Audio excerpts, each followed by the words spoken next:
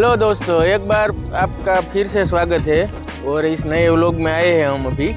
और ये जो है वो बिलखा से 10 किलोमीटर पड़ता है, बेला गांव।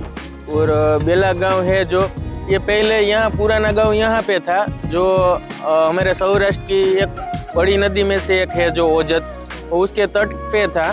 जब 1983 में जब बाढ़ आई तब पूरा गांव इसमें तबाह हो गया था। सिर्फ एक मंदिर ही बचा हुआ है, वो अभी भी आज भी कायम है। पहले ने जब पूरा गांव बसता था तब यहाँ मंदिर था और पूरा गांव भी यहीं पे ही था, लेकिन बाढ़ में पूरा गांव यहाँ से बह गया। अब गांव आगे 2 किलोमीटर पे बसा हुआ है।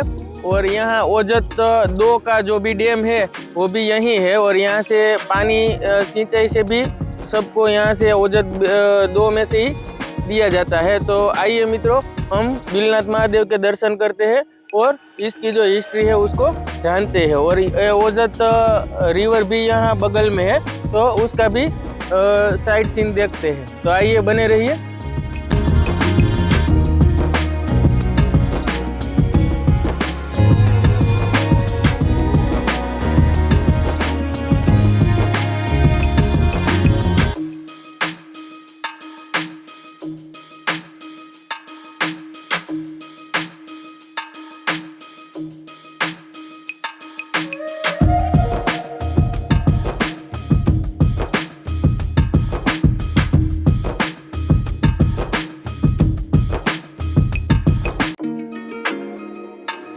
परिसर में अंदर आ गए हैं और ये है बिलनाथ महादेव।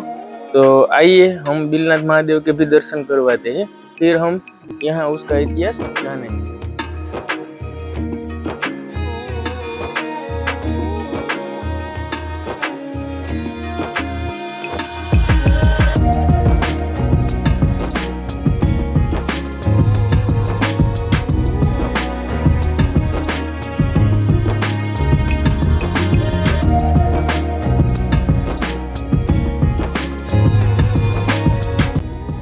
यहाँ श्री काड़ भैरव दादा, श्री बटुक भैरव दादा और श्री हनुमान जी तीनों यहाँ बैठे हुए हैं।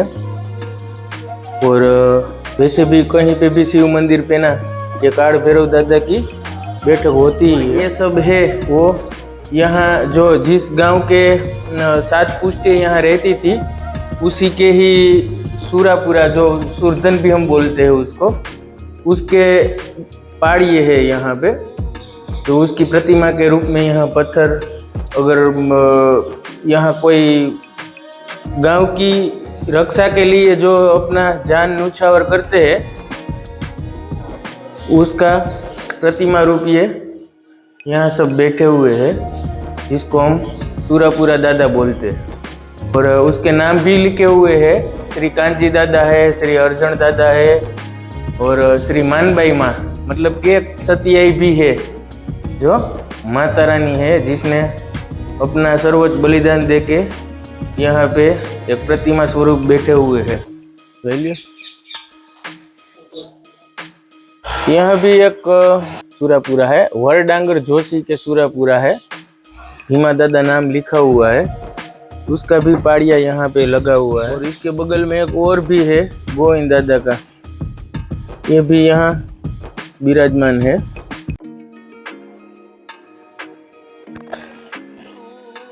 ये मंदिर का पहला भाग है और यहाँ ओजत नदी यहाँ से निकलती है और अभी ओजत में पानी भी पूरा भरा हुआ है। तो मित्रों, अभी हम मिल रहे हैं राघव जी भाई से, जो यहाँ इस शिव मंदिर में आते हैं और यहाँ बहुत सारा जो भी कुछ काम रहता है वो भी, तो उस पे सर का हमेशा से ये सपोर्ट रहा है। सर, आप?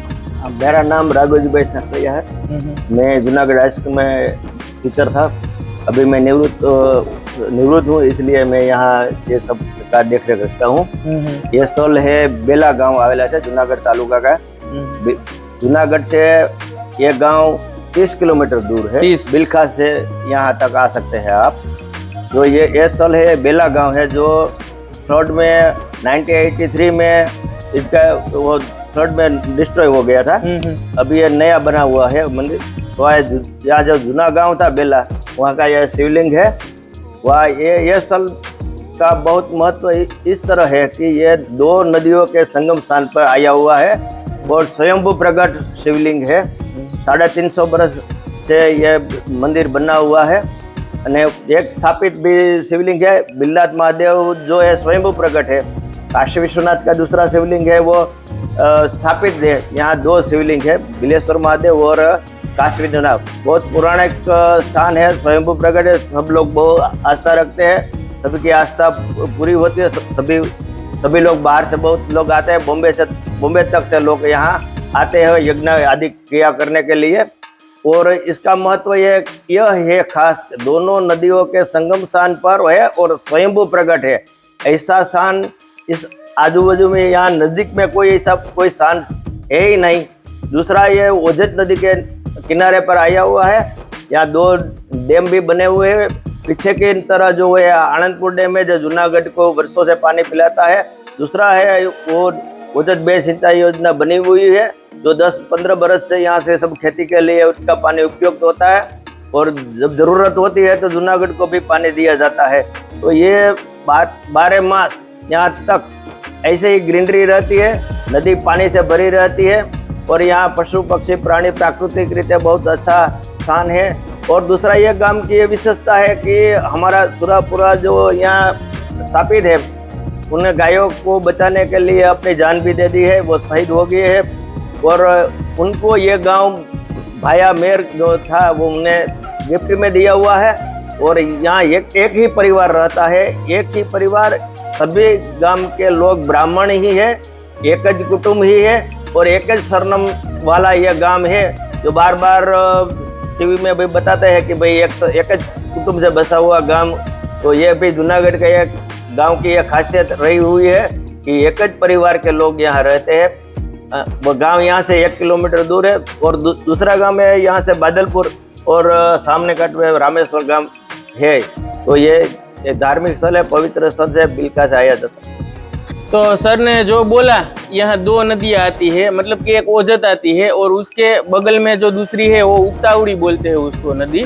और वो जो नदी आती है वो गिरनार में से आती है और ये जो ओझत आती है वो गिर में से आती है। मतलब गिर और गिरनार दोनों नदियों यहाँ एक तट पे मिलती है तो उसका संगम है ये मंदिर के पीछे के भाग में। तो उस हिसाब से भी ये नदी 2 नदियों का मिलन पे ये शिव मंदिर है वो बहुत ही खास हो जाता है। तो राघव जी भाई से हमने यहाँ का इतिहास जाना है। वो भी स्कूल में टीचर थे, अब वो वहाँ से रिटायर हो चुके हैं और अभी अपना फ्री टाइम और यहीं मंदिर में ही गुजारते हैं। और मंदिर का जो भी हिस्ट्री है वो राघव जी भाई को पता था, वो हमें बताया। तो वैसे भी मंदिर बहुत अच्छा है और स्वयंभू लिंग ना कुछ जगह पे ही मिलती है। और क्योंकि यहाँ 2 नदी के तट है और 2 तट के कारण यहाँ जो शिवलिंग है स्वयंभू तो वो अपने आप में ही कुछ अलग हो जाती है। तो इस हिसाब से भी ये मंदिर एक ऐतिहासिक भी है और 350-400 साल पुराना मंदिर है। तो हमें भी ऐसा लगा कि भाई चलो हम जाते हैं, दर्शन करते हैं और यहाँ का जो हिस्ट्री है वो आप तक पहुँचाते हैं। तो मित्रों, अभी हमने राघव जी भाई से ये सब जाना और आप लोगों को ऐसे ही ऐतिहासिक और पौराणिक कोई जगह है, मंदिर है, आपको उसका इतिहास और दर्शन करना अच्छा लगता है तो ऐसे ही हम व्लॉग बनाते हैं। तो आप हमारे व्लॉग को प्लीज़ लाइक करें, शेयर करें और सब्सक्राइब करें। धन्यवाद। तो यहाँ के जो साधु है और मंदिर की पूजा अर्चना करते हैं वो अतीत बाबा है जो गोस्वामी। सर आपका नाम क्या? नीलेश भाई गोस्वामी। नीलेश भाई गोस्वामी है, वो यहाँ पूजा अर्चना करते हैं और यहीं पे ही रहते हैं। और ये मंदिर की साफ सफाई आप देख सकते हो, वो सब वही संभालते हैं। तो ये जब भी आप आए तो यहाँ महंत है और ऐसे ही आपको सब यहाँ दर्शन करवाते हैं। पूजा अर्चना करनी है तो भी श्रावण चल रहा है और वीकेंड में आप भी यहाँ आकर कुछ फैमिली के साथ भी आकर टाइम बिता सकते हैं। और बहुत अच्छा व्यू भी है, पीछे नदी है और पानी से भरा हुआ है, हरियाली है और पूरा एक हॉलीडे यहाँ बिता सकते हैं और बहुत अच्छी जगह है। तो आप लोग भी अपना टाइम निकाल के यहाँ जरूर आइए। ओम नमो नारायण। जय दर्शन।